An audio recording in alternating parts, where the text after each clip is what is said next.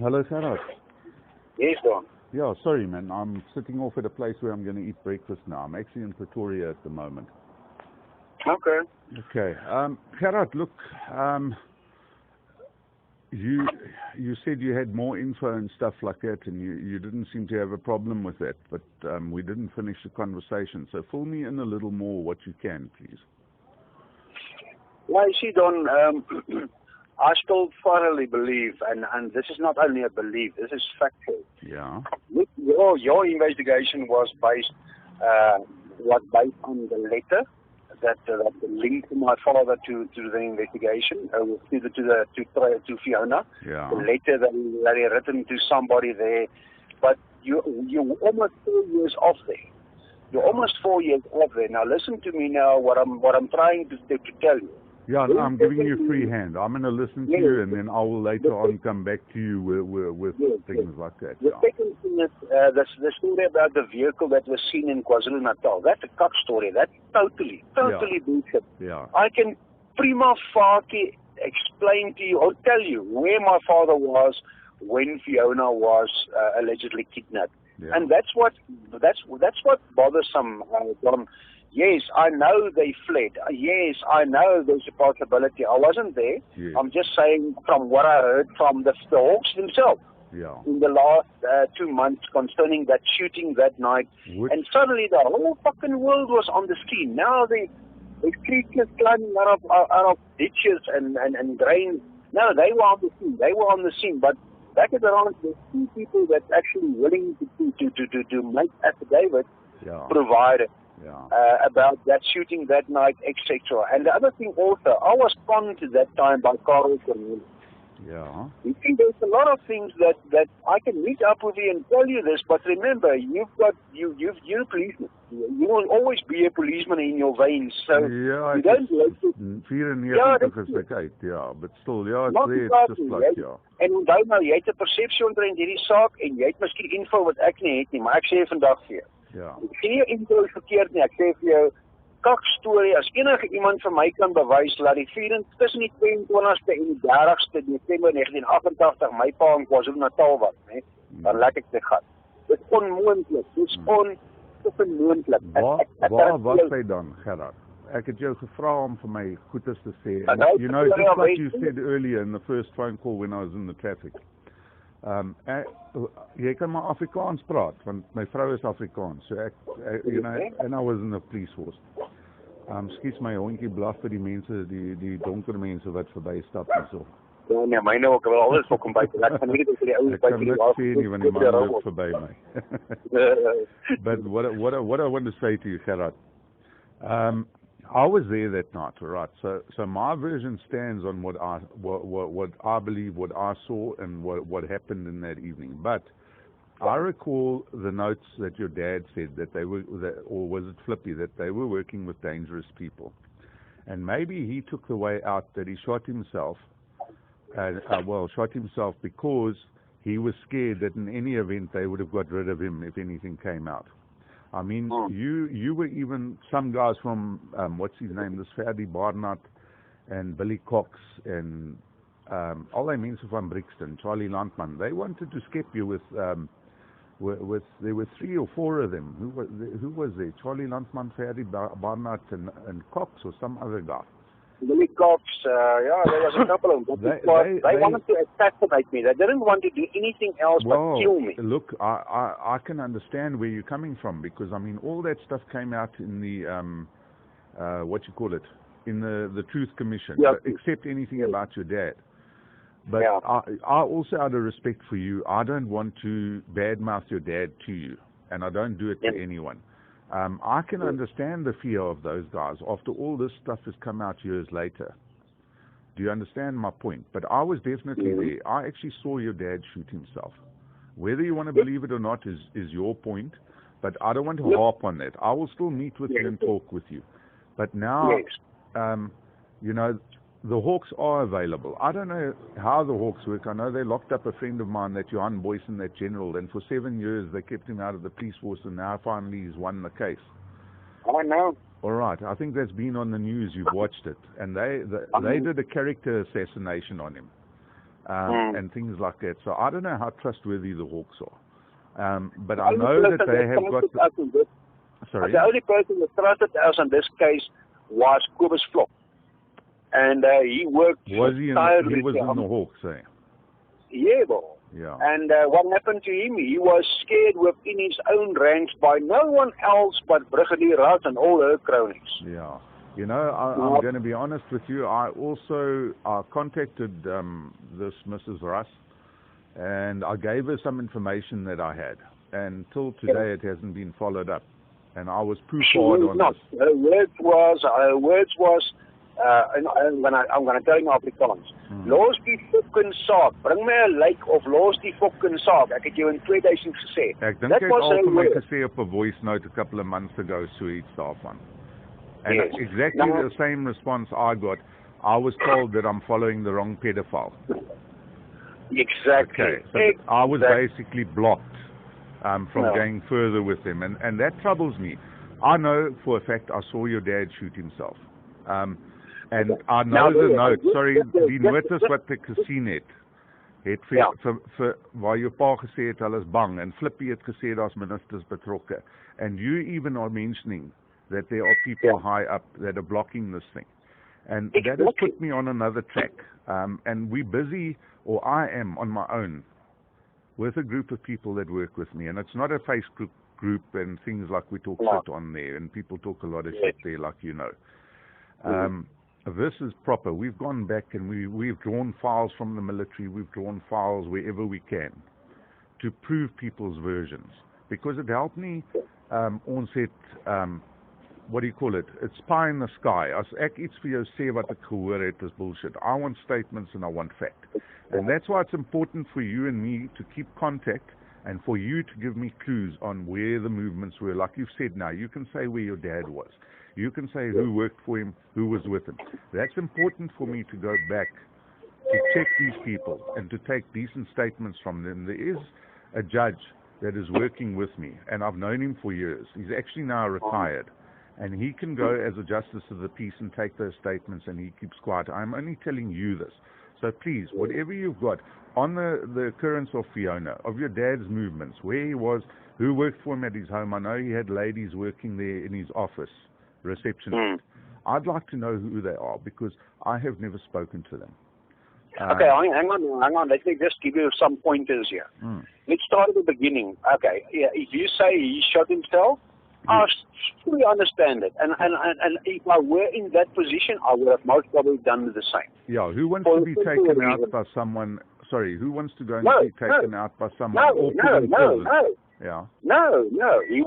He didn't want to go to prison. Yeah. Remember now, you actually know for a fact that Joan Boyson was talking shit all along. Everybody knows that the court found she was talking cuck, and we were under duress. Okay, let's not go there. Okay, Joan Boyson, kan ek net met jou regheid wees? Ek het nog nooit met haar gepraat in my lewe nie. Yes, sy's 'n bullshitter van formaat. Ons het alles van haar, nie ek alleen nie. Iemand high up in the media that's working in the background, never to be exposed and everything, that doesn't want fame or fortune, but she was actually, well, not she, her and her husband were actually threatened by the South African police and their cronies a couple of years back with physical harm. Yeah. And then she started doing this. You see, some people get scared, some people get motivated, like myself. Yes. Billy Cobb, I challenged him and Charlie. I know Charlie Landman very well. I know where he stays. I know all his fucking blown his own car up. Yes. I know, you must always know your adversary. And the person that saved my life was Freddie Barnard Amor. She actually tipped him off. There's so much things I can tell you that will actually make you a hair raise. Well, I'd love to have that. I'm really after the truth, Gerard. Yes. I want to get this thing over and done with, and so do you. Yes, John that's why the people, everyone, sorry, no one talks to me much anymore. Hardly anyone. Because of that, what was that thing? That Gerbrand Moller and those people. Yes. That said, I did this and did that. There was no doppies on the floor everywhere. We were in the road when I shot the tires out. It was long before that by the bridge when the tires were shot out. And then the car came to stand. You were used Do you know that? Do you know after 30 years you were actually used? Because remember, after you left the scene, me and Sanet, we picked up 2 9mm projectiles. Yeah. You know that? No, you're telling me this for the first time. I wasn't allowed, sorry, Gerard, you know, with the police, if you're involved in an incident like that, we weren't even allowed to search or touch your father's vehicle. We were taken away because we were involved in the chase, and we had to go through a process of investigation and also go to court and give our testimony, just the 2 of us. And it's also strange to me that I was called from Natal and Rudy van Oost was called from East Rand. Exactly. To be with all these Pretoria people, and we were put in front of your dad's house. You know, and this also after 31 years comes back to me. And I mean, the people are so cross with me for talking with you. I mean, but I agree. You've got to talk to everyone. And I mean, you're the best source of information because you were part and parcel of that family. What happened in 2000, they booked me out after they finished with Flippy. After Flippy was exposed as being a bullshitter, they booked me out in 2000. On a court of telling them about this information. And what did they do? They did exactly with me that they did with you also. Disinformation. They gave me pointers, took me to places, have me make statements under the pretext of making a statement. It authorizes us to go there and follow up and leave. And what happened? They charged me with defeating the ends of justice and perjury, making me a liar. Yeah. I knew at that time, but getting out of prison that time, serving a sentence for cuck. Yeah. That were never proved against me. And every time I'm arrested, go look at that. Every time I'm arrested, it's people that know people that know people that know people. That keep on pressurizing. Keep on not pressurizing me, making this last stint in Potch.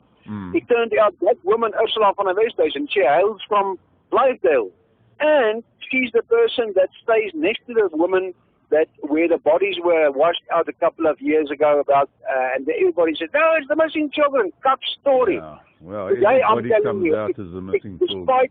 Except for Fiona, I very much doubt if any of those children were ever kidnapped. Yeah. Let's go quickly to Joan. Her cousin, a female, her niece, worked for my father 2 years prior before her death. My father had her boyfriend arrested. You can go and look, take his ID number, see if you can still find it under the system, where her boyfriend was arrested for, and he was on trial when my father passed away. Yeah. He was on trial for stealing a welding plant, and this little fucker, she ran away. Her father came and they cut the burglar bars at the gate. That little window, the burglar bars were cut. Yeah, where the vehicles were parked. That's right. That's the niece of Joan Boysen. Dion van Rooyen, my eldest nephew, he actually had a sexual affair with Joan Boysen before this time. Nice. Remember, it was proven that my father was that morning at Chamberlain's. It was proven that his workers were there. Don, I mean, the reasonable man will not fucking have somebody kidnapped while his workers, 3 or 4 of his workers is working in the yard. Yeah. And that day, Sergeant took me to the house also. Because they couldn't get an order. Now, don't worry about Sundays. I can get an order on a Sunday evening, 12 o'clock, urgent application, and I'm a member of the public. Yeah. So this was all. Why I was saying you were used. You were used, my friend, because the moment that vehicle was towed there, between that time and between the Tuesday, there were 2 9mm bullets.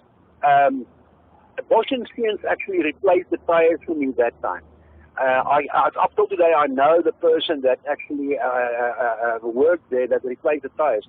And Sanet, under polygraph, a narco analyst, she will also examination. She will also testify that we found 9mm bullets. Not the cartridges, the bullets. The second thing was, remember, my father spoke to me on the Friday night prior to his death. That Friday evening. By bullets, you meaning the head of the bullet, not the cartridge? Yeah, the projectile, the projectile, the fragment itself. Projectile, So it was 120, 150, 128, 148, whatever grain. It was the normal police issue PMP because I load my own bullets. And the funny thing is that 357 my father had, I loaded that bullets. I loaded that bullets. Okay.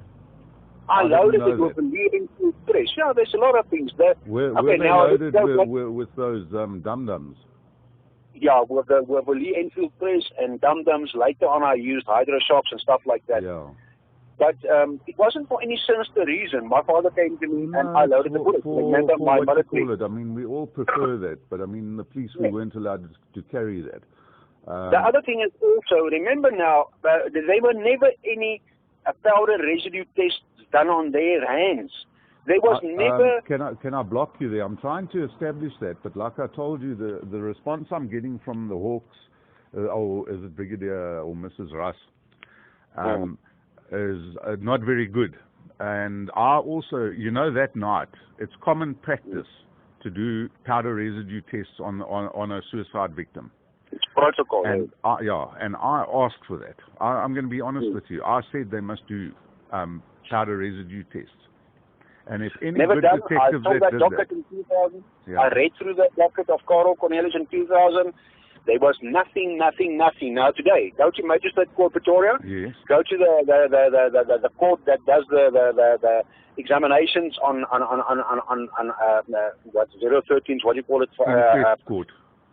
Inquest court. Yes. You will find no record of my father. Nothing. Everything is stolen. Nothing. Alles is gesteel dan en dan al die dinge van ras bly weg van haar af. Ja. Haar familie met die naam van Chris Ras. Het jy ooit van daai naam gehoor? Chris Ras, ja. I've heard the name. Familie van haar. Familie van haar. 'n groot fucking pin, 'n groot informer, groot bad news motherfucker van die CCB wat nooit geregistreer was, nie. Ja, hulle daai tyd net die geld rondgegooi en gedoen wat hulle fucking wil. Skoon my taal. Jy weet tot Eugene. Ek onthou ek het my tyd gedien saam met Eugene. En ek ken Eugene voor ek nog tronk was. I've checked that you were there with him at the same time in the same group. So I know you're telling the truth about that. Hy het my foon geleen in die aande, my smuggelfoon, dan bel hy sy vrou oor 40. Ja, hy mis call en bel sy met die UK uit. Maar in elk geval, tot hy vir my gesê. Sorry, Gerard, I don't want to talk to anyone in front of, you and me. Let me just see this client and then I'll send you a WhatsApp, or you can send me voice notes as it goes and then I can catch up. Let's do this telephonically. This voice notes thing, I'll tell you later what about. But other things, this last that last one where you and I were speaking. Where you and I were speaking. That note came out. Who the bloody hell got that? How did they get that from me? Exactly. They can't hack my phone. Believe me, this phone I'm talking from, only God can hack this phone. But your house were burgled last year, man. Yeah, just after Christmas while I was in Newcastle. My laptop with the information that I was gathering, 2 laptops and 2 cell phones that are used solely for this work, with all the numbers and the information, was stolen. And I had guns and ammo in the house, and that's gone. Sorry, hierdie man het nou afgeskakel, hy kom nou. But I'll phone you as soon as I'm in a quiet place again. Just keep that thought. You were burgled. Just keep that thought. Oh, and to be honest with you, there were 2 guys looking for me the other day, and one of my friends phoned me and said, these 2 guys are looking for me. The guy's name was Hein and Scott. He's got a tattoo on his right arm, tussen die gewrig, between his wrist and his elbow with Scott. Okay. And they were involved with Mikey Schultz and Brett Kebble's story. But okay, this guy's going to hear One second. A week before Mark Minnie was shot, I told Marinda he's going to be shot. Before you were burgled, I actually spoke to somebody and I told them they're going to go for Don. We'll talk later, but we must talk and we must meet before you go back. Yeah, I'll give you a fact that, ek het 4 wapens in die huis gehad in 'n laai. In the dressing table door in my spare room. Daai 4 wapens was nie gevat. My kluis was oopgebreek. Want hulle het foto's gesoek wat ek het, copies. And I didn't have them there. I've left them with the advocate. And fortunately, that stuff I've still got in some of my files. But we will chat again, my friend. I'm not going to mention names now. This man's standing here by me. I've got to deal with him. 100%. I'll chat again. Thank you. You too. Bye.